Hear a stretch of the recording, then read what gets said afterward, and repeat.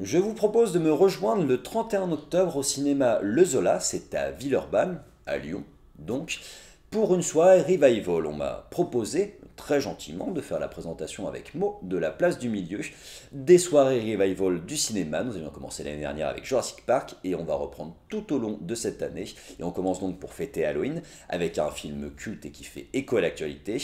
Car oui, aujourd'hui, nous parlons de Predator en 180 secondes.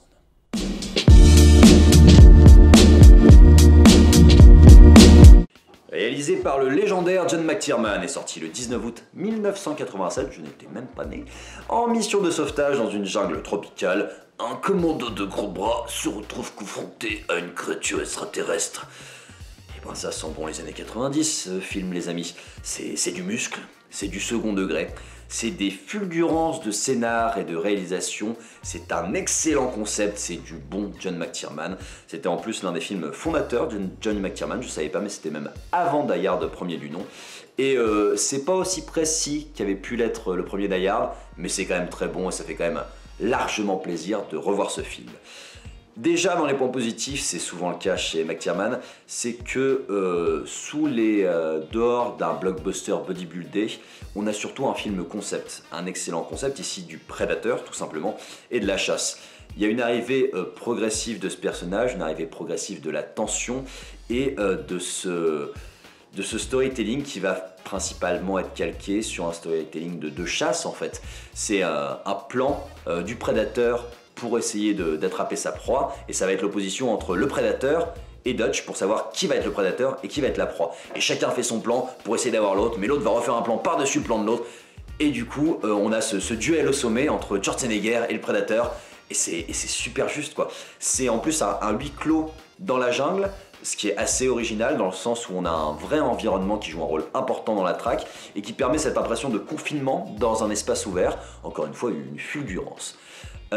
C'est rempli de dialogues des années 90, un peu plus vulgose que d'habitude, mais toujours aussi joliment imagé. Mention spéciale au doublage qui est toujours au top, à la retranscription en français, je trouve que les mecs se sont éclatés et ça se sent. Et en fait c'est kitsch, mais c'est super juste parce que le too much est bien vendu, l'équipe y croit, les acteurs y croient, le réalisateur y croit, du coup en tant que spectateur, et ben on y croit. Le côté, ouais, ce qui aurait pu être ridicule devient soit drôle, soit plaisant, soit badass en fait, et ça passe vraiment très bien. C'est en plus, comme je vous le disais, un film pionnier dans la carrière de McTiernan, qui était avant Die Hard, et qui proposait pour la première fois cette formule à succès basée sur un concept, et pas seulement sur un film de boom boom, mais vraiment sur des idées de scénar, sur des fulgurances de réalisation.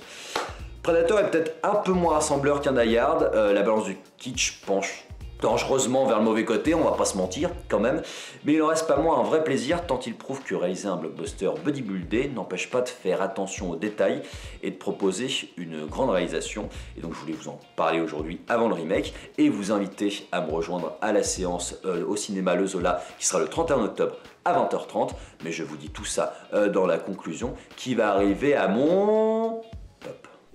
Voilà, j'ai essayé de pas vous spoiler le film, comme ça si vous avez envie de venir le découvrir avec moi, c'est tout à fait possible. 31 octobre, donc 20h30, le cinéma Le Zola, c'est au 117 cours Émile Zolache.